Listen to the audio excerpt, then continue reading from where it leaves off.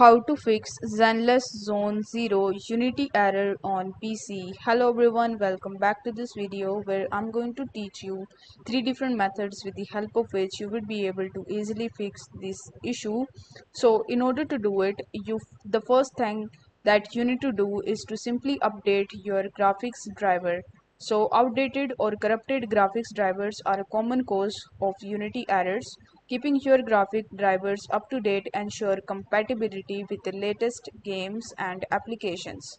So if you are an Nvidia user, then you just have to go to the Nvidia's website and then you just have to download and install the latest driver available.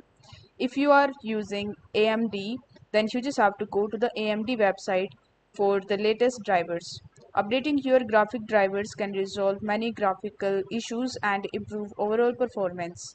If this problem still persists after updating your graphic drivers, then you can try the second method. So in this method, you will have to verify your game files. Corrupted or missing game files can often lead to errors. Verifying the integrity of the game files can fix such issues by replacing any damaged or missing files. So if you are using Steam or if you are using Epic Games, then you just have to open the respective website. Then you need to go to the library section. Afterwards, you just have to right click on Zenless Zone 0 and select Properties. Then you need to go to the local files tab and then you need to click on verify integrity of game files.